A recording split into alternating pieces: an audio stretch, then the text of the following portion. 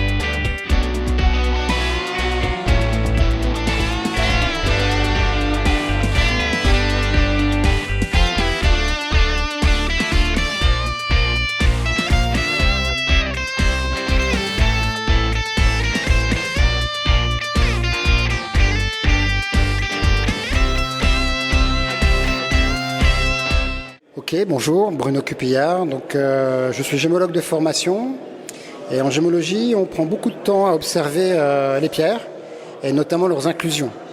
Et puis leurs couleurs et tout ce qui peut nous permettre de déterminer la nature de la matière, donc de la pierre, mais également son origine.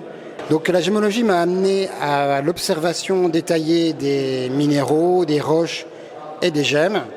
Et j'ai souhaité partager ces observations. Les visuels que l'on rencontre dans la minéralogie est un véritable tremplin à l'imagination et peut-être au rêve. Quelques images commentées ici.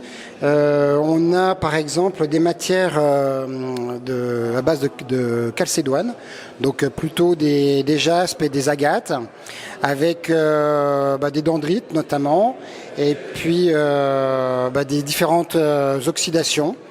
Donc l'idée, c'est de jouer sur des matières qui ont subi des transformations et qui nous donnent des lignes, des courbes, des contrastes qui créent des éléments qui permettent de l'extérieur, ma foi, de se projeter, de réagir, d'être inspiré ou pas par ces types de visuels. Je vous en présente une quatrième qui est tout à fait autre.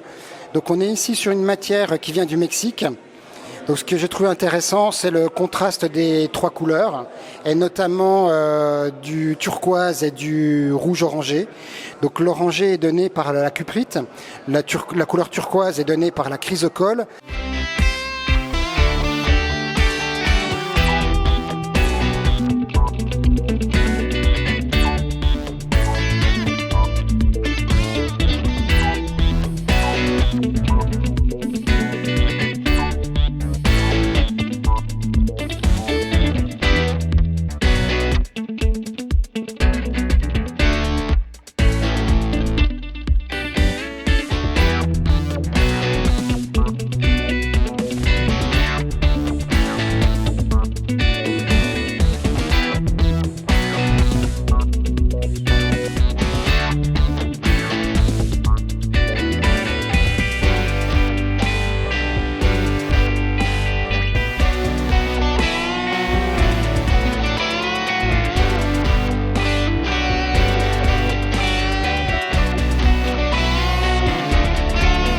Alors, ces pierres, ce sont des gogottes.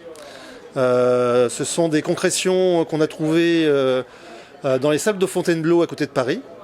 C'est une découverte historique puisque la carrière, le gisement n'existe plus. Et c'est un gisement qui est tellement extraordinaire qu'il a alimenté les plus grandes collections et les musées dans le monde entier.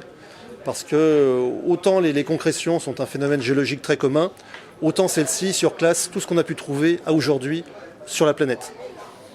Alors le principe de formation des gogottes est le suivant, c'est au niveau de la nappe phréatique, l'eau circule. À certains moments, l'eau qui circule dans la couche de sable à 10 mètres de profondeur dissout une partie des grains de quartz entre lesquels l'eau circule.